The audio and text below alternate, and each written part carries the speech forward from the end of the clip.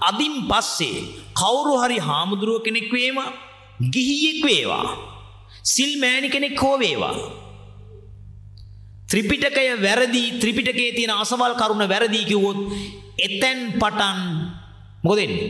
ඒ හාමුදුරුවන්ගේ, ඒ ගිහියගේ, ඒ මෑණියන් වහන්සේගේ බණ අහන්න එපා. කතා පැහැදිලිද? හරිනේ. ඔබට පිරිසිදුව මේ ශාසනය රැකෙන්න ඕනේ නම් ත්‍රිපිටකය වැරදි කියලා කවුරු හරි කෙනෙක් කිව්වොත් එතනින් එහා පැත්තේ අහන්න එපා. මම ඔබ ආරක්ෂා කරන එක ක්‍රමයක්. කවදාවත් මුස්ලිම් මිනිහා අල් කුරානය රිජෙක්ට් කරන්නේ නැහැ. ප්‍රතික්ෂේප කරන්නේ නැහැ. විවේචනය කරන්නේ නැහැ.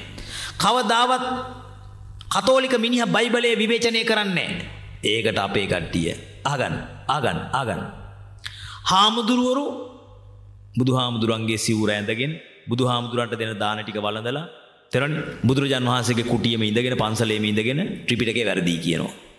මේ තරම් විහිළුවක් මම නම් දැකලා නැහැ. සිල්මෑණිවරු සමහර උදවිය කියනවා ත්‍රිපිටකේ වැරදි කියලා. විලිලැජ්ජ නැහැ. ඊළඟට බෞද්ධ ටියුෂන් ගුරුවරු මේක කනවා. බෞද්ධ දොස්තරලා ඉංජිනේරුවෝ මේක කනවා. වැටත් නියරත් ගොයන් කානං කාට පවසන් ඒ අමාරුව අප්පුවෝ හූ කියාපී කිව්වලු. වෙන මොකුත් කියන්න දෙයක් නැහැ. එසා අහගෙන වැටයි නියරයි ඔක්කොම මේක කනවා. අපි විතරක් යාන්තම් මේ හූ කිය මේක ආරක්ෂා කරගන්න හදනවා. ඒ සමන් ඔබට එක යෝජනාවක් කරනවා. කිසි දවසක මිම්මනතට YouTube එකේ වේවා, රූපවාහිනී නාලිකාවක හෝ වේවා ත්‍රිපිටකේ වැරදි කියලා කවුරු හරි කටින් කිව්වොත් ඊට පස්සේ හාමුදුරන්ගේ බණ අහන්න එපා. මං ඔයාව ආරක්ෂා කරන එක ක්‍රමයක්. ඇයි? මං දැන් අවුරුදු 2කමාරක් තිස්සේ හරිද? කෝටි ගණන් ජනසන්තානයේ නිවැරදි දහම් මඟට යොමු කරමින් යනවා. ඒ සමහර උපාසකම්වල අපේ එකත් අහලා තහනවා. ඒකෙන් කිරි කලයයි කක්ක බින්දුවයි. නෑ කිරි නම් කිරි කක්ක නම් කක්ක. දෙකෙන් දෙකක් බෑ.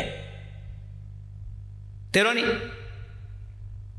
අපි කියන දොන් නම් දොන් සිමන් නම් සිමන් කියන. මේ උපාසකම්වල මොකද කරන්නේ? දොන් ටිකයි සිමන් ටිකයි. එහෙම බෑ.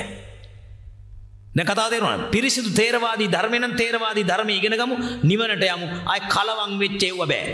අනිත් එක හිතන්නකෝ මම මේ කිරි කලයක් දෝල දීලි වල උපාසකම්ම කෙනෙක් ඒකට කක්ක බින්දුවක් දාගත්තොත් මොකෝ වෙන්නේ? අර කිරි කලේ වැඩක් තියනවද?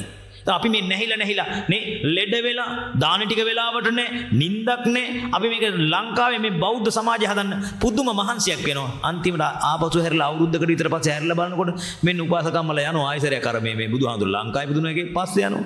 ඒතර වැඩක් තියනවද?